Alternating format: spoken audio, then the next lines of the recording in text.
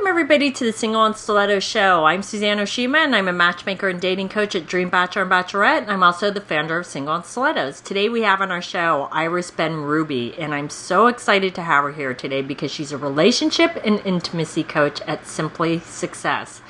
And she's going to tell us today the 3 tips to turn your dating life around. So ladies, if you haven't had luck with dating and you're frustrated and you want to give up, don't give up yet, because Iris is going to give you her 3 best tips. But before she does, Iris, would you tell our audience how you became a relationship and intimacy coach? Sure. When my daughter was 12, and she's all grown up and married, but when she was 12, she brought home this little note for anybody who wanted to see parenting. And I figured I didn't need any help with parenting, but I wanted to learn how to stand up in front of a group and deliver a speech without shaking, because I knew that I was really nervous to do that. And then over time, I started to apply the principles that we learned in the course to my children, and life got so much easier. Their fighting got cut down by 50%, the intensity by 50%. I went, oh my God, this is what I want to do for other people. So I went back and I got my master's in counseling psychology. And what I found that as I was seeing clients is that I realized that the quality of their life was a direct reflection of their ability to be intimate with themselves, which then showed up in their ability to be intimate with another. So I wanted to teach people how to deepen that emotional intimacy so that they can have deeper, better connections with other people. And Iris, I just want to clarify, when you say intimate, it's not necessarily sex, it's in an emotional way, right? Absolutely. I'm actually talking about the emotional piece. The sexual piece actually builds onto that. All right. But really, we need to start with the emotional intimacy before we can have a deeply connected sexual intimate relationship.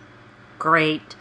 Well, so a lot of times when I work with clients, I'll hear things like, I'm not meeting any men, I'm going out on bad dates, bad date after bad date, or I keep meeting the wrong men. So and they get frustrated to the point where they want to give up. So Iris, can you give our audience 3 great tips? Tell us your first tips on how they can turn it around. Okay, so my first tip would be to start to make out a list of the major men that you've dated in your life, and you want to start to look at characteristics. Their looks, what you liked about them, what you didn't like about them, who initiated, who ended. And you want to start to see the similarities between all the men that you've dated, because most likely you're going to start to see a pattern.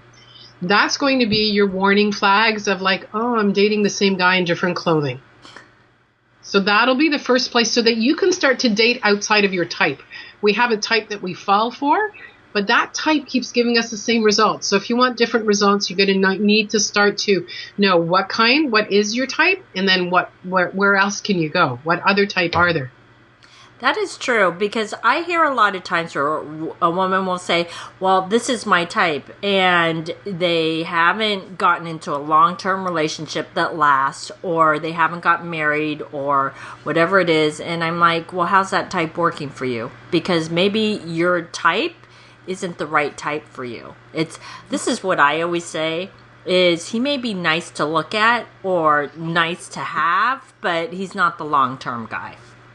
So and that's great, because I'll go into my second tip is to really know what it is that you need in a relationship.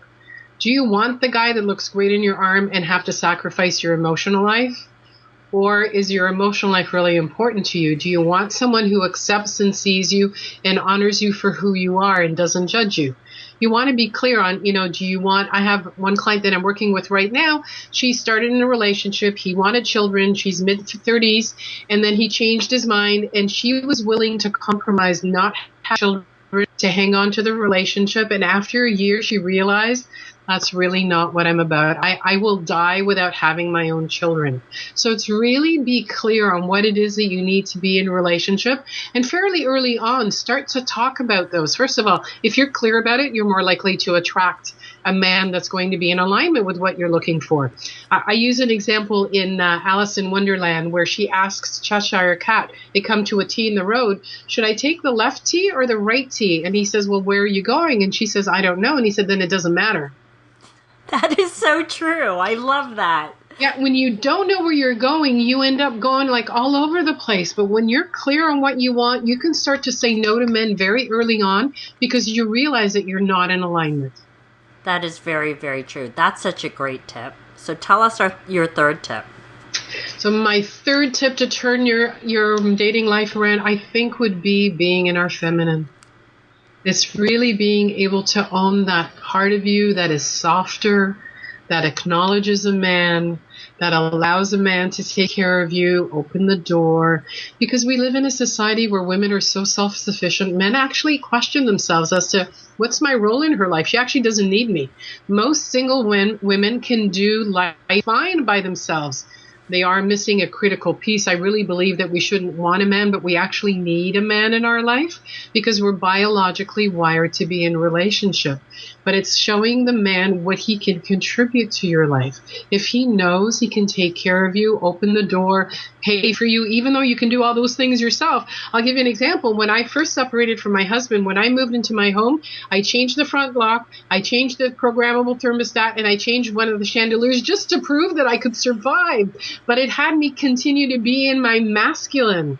And I needed to learn to let that go. And now I ask everywhere for people to help me. I just traveled in Nepal. I asked somebody to pick up my backpack for me. I'll go to Home Depot and I'll ask somebody to take down the toilet for me, even though I could do it myself. But it's really about being open to allowing a man to contribute. And I cannot stress, ladies, how important this last tip is that Iris is giving, because I will tell you, I work with both men and women, and men tell me all the time that if they don't see a role in a relationship, they're going to move on. A man needs to feel needed and wanted, but needed first. Mm-hmm. So these have been some great tips. So Iris, tell our audience how they can find you. So they can send me an email at simplysuccess.ca, and it's CA because I'm in Canada.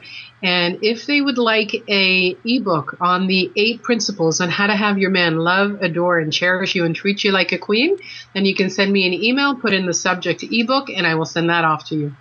Perfect.